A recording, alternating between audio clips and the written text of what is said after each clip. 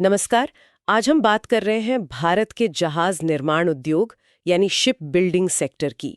ये एक ऐसा विषय है जिस पर शायद उतनी चर्चा नहीं होती जितनी होनी चाहिए, लेकिन हमारे पास मौजूद कुछ विस्तृत लेख और नोट्स हैं और वो ये इशारा करते हैं कि ये सेक्टर भारत को एक आर्थिक महाशक्ति बनाने में एक अहम भूमिका निभा सकता है।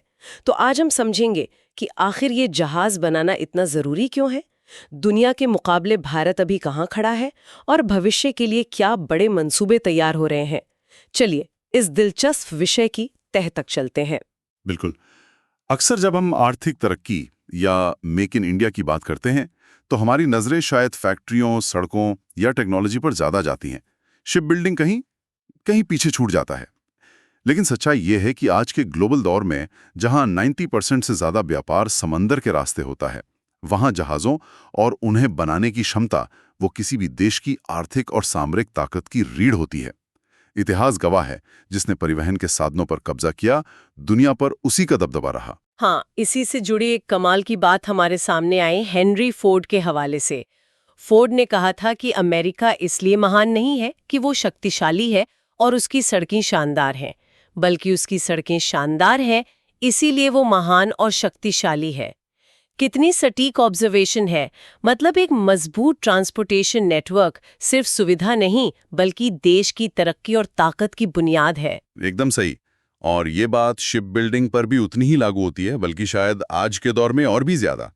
ब्रिटिश साम्राज्य का उदाहरण देखिए। जब तक दुनिया के समुंदरों पर उनके जहाजों का राज था और जमीन पर उनके बनाए रेलवे नेटवर्क का, तब तक उनका सूरज कभी नहीं डूबता था। कुछ विश्लेषण ये भी कहते हैं कि उन्होंने सड़क परिवहन को उतनी तवज्जो नहीं दी और बदलते वक्त के साथ ये भी उनके पतन का एक कारण बना। आज के युग में सड़कों के साथ साथ या शायद उससे भी बढ़कर समुद्री मार्ग यानी वाटरवेज वो निर्णायक हो गए हैं। भविष्य में वही देश सुपर पावर कहलाएगा जिसके पास न सिर्फ सड़कें बल्कि एक शक्तिशाली जहाजों का बेड़ा और उन्हें बनाने की क्षमता होगी। तो फिर ये जानना बेहद जरूरी हो जाता है कि आज की तारीख में इस जहाज निर्माण के खेल का बादशाह कौन है। मतलब आंकड़े क्या कहते हैं? आंकड़े, हाँ, आंकड़े चौंकाने वाले हैं। इस वक्त दुनिया में शिप बिल्डिंग का अनडिस्प्यूटेड चैंपियन चीन है। अंदाजा लगाइए, दुनिया के कितने प्रतिशत जहाज चीन में बनते होंगे? शायद 20-25% या 30%। नहीं नहीं, कहीं ज्यादा। तकरीबन 51%। दुनिया के आधे से ज्यादा जहाज, चाहे वो विशालकाय कार्गो शिप हों, ऑयल टैंकर्स हों या फिर नेवी के जंगी जहाज, वो चीन की शिपयार्ड्स में बन रहे हैं। ये एक स्टुपेंडस क्षमता है। 50%? मतलब दुनिया का आधा शिपिंग बाजार सीधा उनके कब्जे में है। इसका असर क्या होता होगा फिर? असर बिल्कुल सीधा है। उनकी वैश्विक पहुंच और ताकत पर दिखता है। इस क्षमता के बल पर चीन अपना माल दुनिया के हर कोने में आसानी से पहुंचा पाता है, अपनी सप्लाई चेन को कंट्रोल करता है और इससे भी महत्वपूर्ण, अपनी नौसेना को उन्होंने इतना विशाल बना लिया है कि जहाज़ों की संख्या के मामले में वो अब अमेरिका से भी आगे निकल गए हैं। ये एक बहुत बड़ी रणनीतिक बढ़त है जो उन्हें हिंद प्रशांत क्षेत्र से लेकर अफ्रीका और लैटिन अमेरिका तक अपना प्रभाव बढ़ाने में मदद करती है।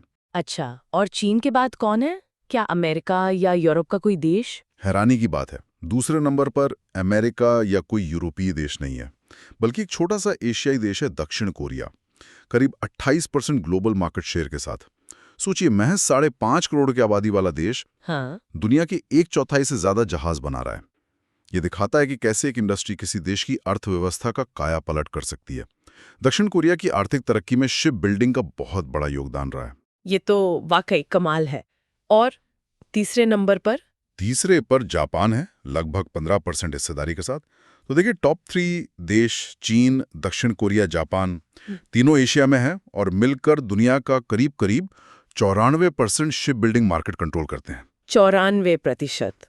और इस पूरी तस्वीर में भारत कहाँ है? हमारी इतनी लंबी तट रेखा है, इतनी बड़ी अर्थव्यवस्था बनने की महत्वाकांक्षा है, हम कहाँ हैं? यहीं पर तस्वीर थोड़ी निराशाजनक हो जाती है।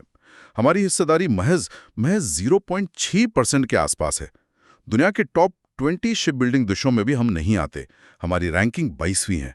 यह आंकड़ा हमारी क्षमताओं और जरूरत के हिसाब से बहुत ही कम है। सिर्फ 0.6%? ये तो मतलब लगभग न के बराबर हुआ। इसका मतलब तो साफ है, हम भले ही मेक इन इंडिया के तहत उत्पादन बढ़ाने की कोशिश कर रहे हों, लेकिन अगर उस बने हुए माल को दुनिया के बाजारों तक पहुंचाने के लिए हमारे पास अपने जहाज ही नहीं है, तो हम दूसरों पर निर्भर रहेंगे।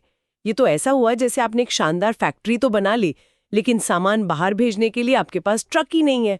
आपको आपको पड़ोसी से किराए पर मांगने पड़ रहे हैं। बिल्कुल यही स्थिति है, और इस निर्भरता की भारी कीमत चुकानी पड़ती है। जो थोड़ा बहुत निर्यात हम करते भी हैं, उसका एक बड़ा हिस्सा विदेशी शिपिंग कंपनियों को किराए के तौर पर चला जाता है। ये अरबों डॉलर हैं जो देश से बाहर जा रहे हैं, बजाय इसके कि वो हमारी अर्थव्यवस्था में लगते।